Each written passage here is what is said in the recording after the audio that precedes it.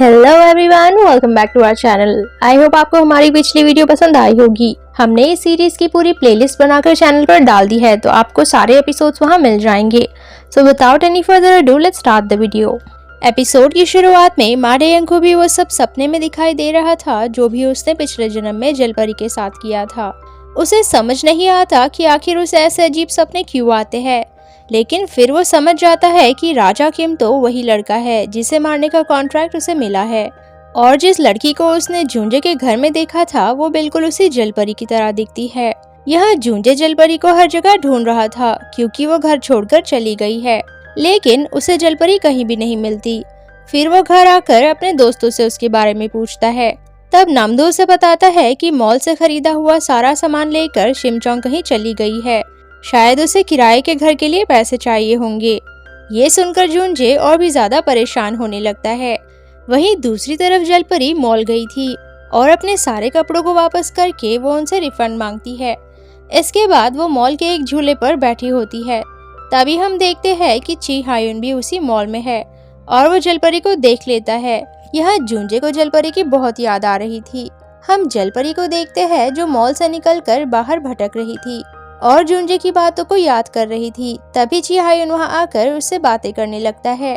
वो उसे पूछता है कि आप अकेले यहाँ आई हो, जूंजे किधर है, लेकिन वो उसकी बात का जवाब नहीं देती। वो उसे घर छोड़ने के लिए पूछता है। तब वो उसे कहती है कि मुझे घर नहीं जाना, क्या तुम मुझे मेरी पुरानी जगह पर छोड़ सकते हो। ची हायुन उसे वहाँ छोड़ देता है। इस जगह के बारे में जलपरी पहले से जानती थी। यहाँ वो लोग रहते हैं जिनके पास घर नहीं होता या जिन्हें घर में नहीं रहना होता। यहाँ जब जलपरी अपना सामान लॉकर में रख रही थी तब कुछ स्कूल गर्ल्स उसके हाथ में बहुत सारे पैसे देख लेती है। मीनवाइल जूंजे और उसके दोस्त सीसीटीवी की मदद से जलपरी को ढूंढने की कोशिश कर रहे थे। जूंजे नामदो से लिटिल मरमेड की कहानी के बारे में पूछता है कि उस कहानी में एक जलपरी इस दुनिया में आती है और उसे एक शहजादे से प्यार हो जाता है, जिस पर नामदो कहता है, हाँ सुनी है मैंने ये कहानी। बच्चों की सारी कहानियाँ एक जैसी होती है। उन्हें प्यार हुआ, फिर उनकी शादी हुई और कहानी खत्म। लेकिन तभी टायो कहता है, दरअसल असल कहानी में तो वो मर जाते हैं। और जब नामदो कहता है कि शायद उसमें जलपरी मर जाती है, तब ये सुनकर जूंजे गुस्सा होने लगता है कि आखिर जलपरी क्यों मरेगी। दूसरी तरफ जलपरी को सोने के लिए जगह नहीं मिल रही थी। जहाँ भी वो अपना बिस्तर बिछाने की कोशिश करती है तो लोग उसे वहाँ से भगा देते हैं, और जूंजे भी पूरी रात जागकर जलपरी को ढूंढने की कोशिश कर रहा था, लेकिन वो इसमें नाकामयाब हो जाता है। इसीलिए सुबह होते ही वो भिखारन के पास आकर उसे जलपरी के बारे में पूछने लगता है कि क्या शिमचोंग यहाँ आई थी, क्या तुम जानती हो कि वो इस वक्त कहाँ पर है। लेकिन भिखारन उसे ठीक से कुछ भी नहीं बताती और बस यहाँ वहाँ की बातें करने लगती है। जूंजे उसकी बकवास बातों से पक जाता है और उसे ये कहकर चला जाता है, अगर शिमचोंग तुम्हें मिले तो उसे कहना कि मुझे कॉल करे। यहाँ पर उन लड़कियों ने जलपरी का बैग चुरा लिया था और वो उसमें से पैसे भी ले लेते हैं। लेकिन जैसे ही एक लड़की जलपरी का फोन ऑन करती है, जूंजे को जलपरी का लोकेशन पता चल जाता है और वो जल्दी से उसकी तरफ जाने लगता है। अब वो लड़कियाँ आपस में पैसे बांटने लगती है। तभी जूंजे वहाँ आकर उस लड़की से जलपरी का फोन छीन लेता है और कहता है, ये मेरी गर्लफ्रेंड का फोन है। जिसके बाद वो उनसे बैग भी छीन लेता है और जलपरी का पता पूछकर वहाँ से चला जाता है। उनमें से एक लड़की जूंजे पर फिदा हो जाती है। हम जलपरी को देखते हैं जो ची हायुन के साथ बैठी थी। वो उसे कहता है कि मुझे तुम्हारी फिक्र हो रही थी, इसीलिए मैं यहाँ आ गया।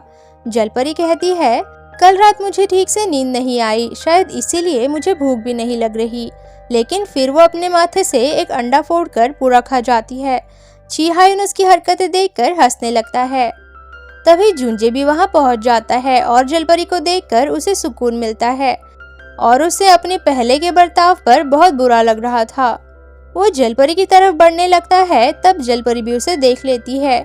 जूंजे एकदम से उसे गले लगा लेता है और फिर उसे डांटने लगता है कि तुमसे किसने कहा था घर छोड़कर ऐसी जगह पर रहने को, कहाँ कहाँ नहीं ढूंढा मैंने तुम्हें। जिस पर वो कहती है, मुझे यहाँ तुम्हारे भाई ने छोड़ा है।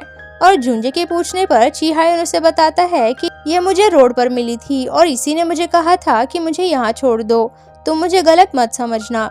इसके बाद जूंजे जलपरी को उसका फोन और पैसे देता है और कहता है, इस दुनिया में मुझसे भी ज्यादा बुरे लोग हैं, इसीलिए तुम अपना जरा ख्याल रखा करो।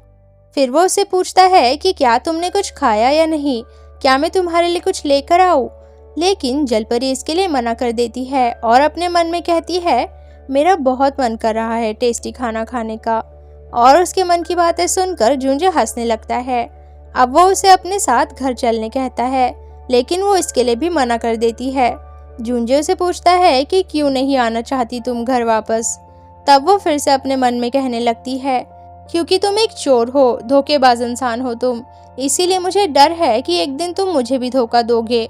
मगर फिर भी मैं तुमसे दूर नहीं जा सकती, क्योंकि तुम्हारे बिना जीना मुमकिन ही नहीं। ये सब सुनने के बाद झुंझे उसे कहता है, ठीक है फिर तुम यहीं रहो, लेकिन यहाँ से फिर कहीं और मत जाना, और मैं यहाँ से जा रहा हूँ। इतना कहकर वो वहाँ से चला जाता है। लेकिन बाहर आते ही वो कान लगाकर जलपरी के मन की बातें सुनने की कोशिश करता है और कहता है, कितनी पत्थर दिल है ये लड़की, मुझे एक बार रोका तक नहीं। नीचे उसे चिहायुन मिलता है जो उसे बताता है कि डैड की तबीयत बहुत खराब है, क्या तुम उन्हें देखने नहीं आओगे? जिस पर झुंझे कहता है, तुम ही अब उनका ख्याल रखो, क्योंकि मेरा तो उनसे कोई रिश्ता नहीं है। इतना कहकर वो वहाँ से चला जाता है। दूसरी तरफ ऑफिसर हान को मा डेयंग के साथ जो औरत थी उसके बारे में पता चलता है कि उसका नाम कांग जियोंग था और उसकी 2 बार शादी हुई थी। लेकिन हैरत की बात यह थी कि उसके दोनों पति की मौत एक ही जैसे हुई थी, दोनों भी अंधे हो गए थे। उन्हें इन्वेस्टिगेट करने पर पता चलता है कि उसके पति की हालत पहले बहुत अच्छी थी, लेकिन धीरे धीरे वो अंधा होता गया और एक दिन उसी हालत में वो बाहर गया और एक एक्सीडेंट में मारा गया। और उसके दूसरे पति के साथ भी यही हुआ था। And the episode ends here. So guys, I hope आपको ये वीडियो पसंद आई होगी। चैनल को सब्सक्राइब, वीडियो को लाइक और कमेंट करना ना भूले। Thank you for watching.